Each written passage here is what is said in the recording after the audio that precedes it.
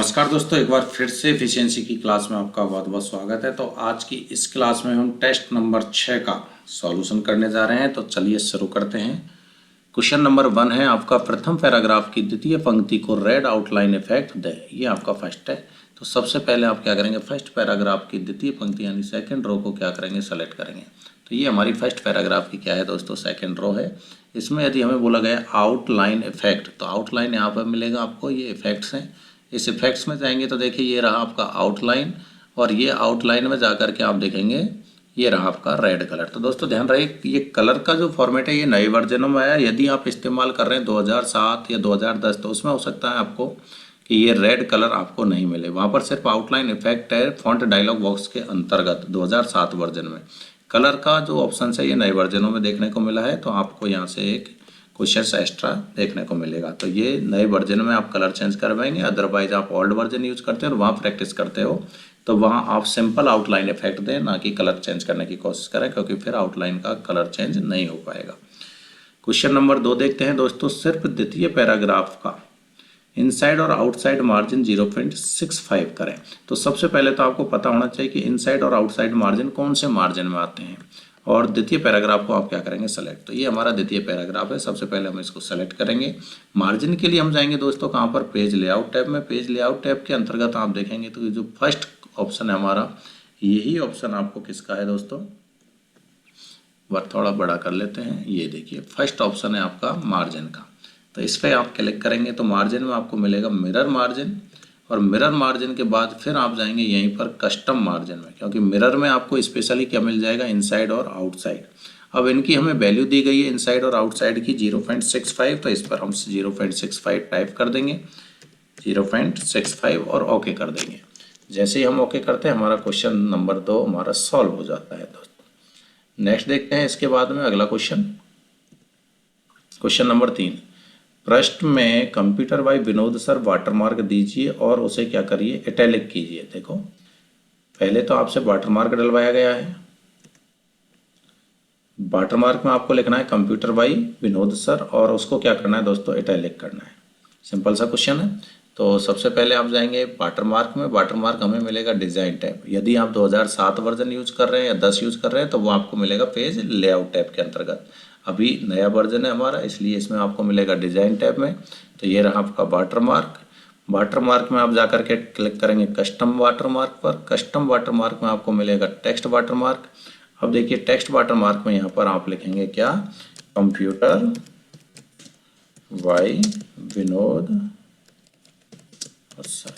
ये हमने इसको टाइप किया और इसको अप्लाई करके ओके कर दिया।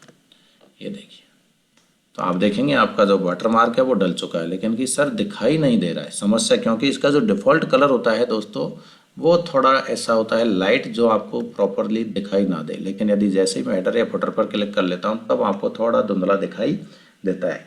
यदि आपको सिर्फ देखना है तो अभी के लिए मैं कलर चेंज कर देता हूँ, अदरवाइज आपको ऐसे कलर, ये देखो ये रहा आपका Vinod, computer by Vinod sir. हल्का धुंधला एकदम आपको दिखाई दे रहा होगा, लेकिन अच्छे से देखना है तो आप इसका कलर चेंज कर सकते हैं सिर्फ दिखाने के उद्देश्य से। अदरवाइज ध्यान रहे, जब तक क्वेश्चन में कलर चेंज करने को नहीं बोला जाता है तब तक आप इसका कलर चेंज नहीं करेंगे। अभी मैं इसलिए कर रहा हूँ कि आपको ये computer by Vinod sir video में प्रॉपरली दिखाई दे। तो यहाँ से मैं इसका कलर रेड कर लेता हूँ और ओके कर देता हूँ। तो अब आपको क्या है, कंप्यूटर बाय विनोद सर नाम का वाटरमार्क दिखाई देता है। अब अगली बारी आती है इसे इटैलिक करने की। क्या करना है हमें, इस वाटरमार्क को इटैलिक करना है। तो इटैलिक करने के लिए आपको जाना पड़ेगा पेज के हेडर या फुटर पर। पहले हेडर या फुटर पर जा करके आप डबल क्लिक कर लें। डबल क्लिक करने के बाद में आप कंप्यूटर बाय विनोद सर को पर क्लिक करें। जैसे ही आप इसको सेलेक्ट या क्लिक करते हैं तो आपके ऊपर एक फॉर्मेट नाम की नई टैब आ जाती है, और फॉर्मेट टैब में जा करके आप देखेंगे तो इसका जो पहला ही ऑप्शन आपको मिलता है उसका नाम है एडिट टेक्स्ट। इस पर क्लिक करेंगे। एडिट टेक्स्ट में देखो ये रहा बोल्ड और ये रहा इटैलिक। तो यहाँ से हम इटैलिक पर क्लिक करके ओके कर देंगे।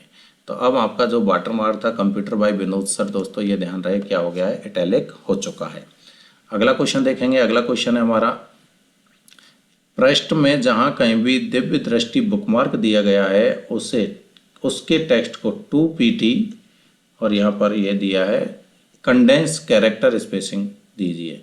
यानी आपको सबसे पहले तो ये बुकमार्क ढूंढना है दिव्य दृष्टि, फिर देखना है कि ये कौन से शब्द पर दिया गया है ये बुकमार्क। क्वेश्चन नंबर 4 में ध्यान से देखें, दिव्य दृष्टि बुकमार्क ऑलरेडी आपको इसमें मिलेगा, तो बुकमार्क हमें कहाँ मिलेगा, इंसर्ट टैब, और ये रहा लिंक, लिंक में ये रहा बुकमार्क।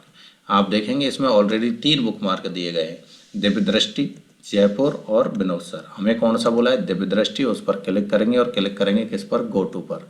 तो जैसे ही हमने गो टू पर क्लिक किया हमारा वो शब्द सेलेक्ट हुआ, हमें नज़र आ जाता है जिस पर ये बुकमार्क इंसर्ट किया गया था। तो ये कॉग्निजेंस हमारा वो शब्द है जहाँ दिव्य दृष्टि क्या दिया गया है, बुकमार्क दिया गया है। अब इसके टेक्स्ट को हमें कितने पीटी कंडेंस करना है, तो ये देखिए आप इस शब्द को कंडेंस करने 2 पीटी, क्वेश्चन में दिया हुआ है 2 पीटी कंडेंस कैरेक्टर स्पेसिंग करें। तो पहले तो वो शब्द ये रहा हमारा शब्द, होम टैब में जाएंगे, फॉन्ट डायलॉग बॉक्स में जाएंगे, इसके आप क्या जाओगे दोस्तों, एडवांस में जाओगे, ये रहा आपका एडवांस, और ये रहा स्पेसिंग, इसमें मिलेगा आपको कंडेंस, और इसकी वैल्यू आपको करनी है दोस्तों 2 पीटी, और ये हो गया ओके। तो इसको हमने क्या कर दिया है, 2 पीटी कंडेंस कर दिया है। अगला क्वेश्चन देखेंगे दोस्तों, पृष्ठ के अंत में दी गई लिस्टों को असेंडिंग ऑर्डर में सॉर्ट करें और उन्हें नंबर लिस्ट में बदलें। यानी आपको पहले क्या करना है, जो नीचे दी गई लिस्ट होंगी, कुछ लिस्टें आपको दी गई होंगी, तो आप पहले तो पेज के नीचे चलें, ये देखो ये लिस्ट रही, इनको पहले आप सेलेक्ट करोगे। सेलेक्ट करने के बाद में बोला है कि इनको असेंडिंग ऑर्डर में सॉर्ट करें, तो ये रहा आपका सॉर्ट बटन, ये रहा असेंडिंग पे क्लिक और ओके कर दें। ऑलरेडी असेंडिंग पर है, तो ये असेंडिंग ऑर्डर में क्या हो गया दोस्तों, सॉर्ट हो चुकी है। अगला बोल रहा है सॉर्ट करने के बाद उनको नंबर लिस्ट में बदलें। तो अभी जो लिस्ट दी गई है ये बुलेटेड लिस्ट है, इनको क्योंकि सिंबल यूज किया है देखो, और बुलेटेड लिस्ट को ध्यान रहे नंबर में बदलना है, तो यहाँ पर आप क्लिक कर दीजिए, ये आपकी नंबर लिस्ट में कन्वर्ट हो चुकी है। अगला क्वेश्चन देखें दोस्तों, क्वेश्चन नंबर 6, द्वितीय पैराग्राफ की द्वितीय पंक्ति में कहीं भी एंड नोट में एफिशिएंसी बाय विनोद सर डालें और उसकी पोजीशन एंड ऑफ सेक्शन करें। उसकी पोजीशन क्या करनी है आपको, एंड ऑफ सेक्शन करनी है दोस्तों। तो सबसे पहले आप जाएंगे द्वितीय पैराग्राफ पर, चलिए चलते हैं, ये रहा हमारा द्वितीय पैराग्राफ, इसकी द्वितीय पंक्ति, ये हमारी है द्वितीय पंक्ति। अब द्वितीय पंक्ति में कहीं भी कोई भी शब्द हो सकता है द्वितीय पंक्ति में, तो आपको क्या करना है, द्वितीय पंक्ति में कहीं पर भी क्लिक कर लेना है, और फिर एंड नोट के लिए हम जाएंगे दोस्तों रेफरेंस टैब में, ये रहा रेफरेंस टैब में इंसर्ट एंड नोट, इस पर आप क्लिक कर देंगे। क्लिक करने के बाद इसमें क्या लिखाया गया है, इसमें लिखाया गया है आपसे एफिशिएंसी बाय विनोद सर। तो ये हमने इसमें क्या किया, efficiency by Vinod sir type कर दिया है। उसके बाद ये बोल रहा है कि इसकी जो पोजीशन है वो आपको क्या करनी है, एंड ऑफ सेक्शन करनी है, लोकेशन है वो चेंज करनी है। तो लोकेशन के लिए जाएंगे आप इसके dialog font dialog box launcher में, और यहाँ देखिए आप देखेंगे एंड नोट की जो पोजीशन है एंड ऑफ डॉक्यूमेंट्स दी हुई है, इसको आप क्या कर दोगे, एंड ऑफ सेक्शन कर दोगे। तो जैसे ही आप एंड ऑफ सेक्शन पर क्लिक करेंगे और अप्लाई करेंगे, तो आप पाएंगे कि आपका जो एफिशिएंसी बाय विनोद सर नाम का एंड नोट था वो उसी सेक्शन के नीचे आ गया। कि सर क्या इस केस में हमें सेक्शन ब्रेक अलग से इंसर्ट करना होता है या नहीं होता है, तो मैं आपको पहले ही क्लास में बता चुका हूँ, वीडियो आप देखेंगे तो वहाँ भी बता चुका हूँ कि जनरली ऐसे क्वेश्चनों में ऑलरेडी सेक्शन ब्रेक इंसर्ट किया हुआ होता है। यदि नहीं होता है तो उस केस में आप इंसर्ट करें, अदरवाइज इंसर्ट नहीं करें। कि सर हमें पता कैसे चलेगा कि यहाँ पर सेक्शन ब्रेक दिया हुआ है या नहीं दिया हुआ है, तो उसके लिए आप जाएंगे होम टैब में, और होम टैब में मैंने आपको एक ये शो हाइड बटन बताया हुआ है, इस पर आप यदि क्लिक करते हैं तो सभी हिडन फॉर्मेटिंग या सिंबल्स जो कुछ भी होते हैं वो हमको दिखाई देते हैं। तो आप इस पर क्लिक करेंगे तो पाएंगे कि इस पैराग्राफ के ऊपर भी सेक्शन ब्रेक है और एक नीचे भी सेक्शन ब्रेक है। जब ऑलरेडी यदि हमें सेक्शन ब्रेक दिया है तो हमें अलग से किसी सेक्शन ब्रेक को इंसर्ट करने की ज़रूरत नहीं होती है। अगला क्वेश्चन देखते हैं दोस्तों, तृतीय पैराग्राफ को 2 लाइनों से ड्रॉप कैप करें और उसकी टेक्स्ट से दूरी 0.2 करें। यानी आपको पहले जाना है तीसरे पैराग्राफ पर, ये रहा हमारा तीसरा पैराग्राफ। तीसरे पैराग्राफ में क्या करना है, ड्रॉप कैप, तो इंसर्ट में जाएंगे, ये रहा हमारा ड्रॉप कैप इफेक्ट। अब नाम नहीं दिया है कि ड्रॉप करें या इनमार्जिन करें, तो आपने कर दिया यहाँ पर ड्रॉप्ड, लेकिन ध्यान रहे पोजीशन टेक्स्ट से दूरी 0.2, और ड्रॉप्ड भी डिफ़ॉल्ट होता है 3 लाइनों से, ये करवा रहा है 2 लाइनों से। तो आप जाएंगे ड्रॉप कैप ऑप्शन में, ड्रॉप्ड, और ये देखो 3 की जगह क्या कर दोगे 2, और यहाँ से जो स्पेसिंग बोल रहा है यहाँ पर दूरी वो 0.2, टेक्स्ट से दूरी कितनी करवा रहा है 0.2 और ओके कर देंगे। तो ये देखो ये हमारा ड्रॉप भी हो चुका है, 2 लाइनों पर है और टेक्स्ट से दूरी भी हो चुकी है। तो ये हमारा क्वेश्चन सॉल्व हो चुका। अगला देखते हैं, पृष्ठ में जहाँ कहीं भी विनोद सर बुकमार्क दिया गया है उसके टेक्स्ट को इंटेंस कॉट स्टाइल दें। अब ये एक स्टाइल ग्रुप का है इंटेंस कॉट्स, तो पहले आप ढूंढेंगे किसको, विनोद सर बुकमार्क को। तो फिर से जाएंगे हम लिंक पे, लिंक में जाएंगे बुकमार्क पे, बुकमार्क में ये रहा विनोद सर, गो टू, तो ये वो शब्द सेलेक्ट हो जाएगा। देखो ये हो गया आपका एंटीसीडेंट्स शब्द है जिस पर विनोद सर बुकमार्क डला हुआ है। अब इसी शब्द पर हमें क्या करना है, स्टाइल देनी है और स्टाइल का नाम है इंटेंस कॉट। आप देखेंगे क्वेश्चन में स्टाइल का क्या नाम है, इंटेंस कॉट्स। तो ये देखिए इंटेंस कॉट्स कहाँ मिलेगी हमें, ये स्टाइल ग्रुप में ढूंढ लीजिए, ये रहा इंटेंस कॉट, इस पर क्लिक कर दीजिए। देखो इंटेंस कॉट्स क्लिक किया तो ये स्टाइल लागू हो चुकी है। अगला क्वेश्चन देखते हैं। अगले क्वेश्चन में है दोस्तों हमारा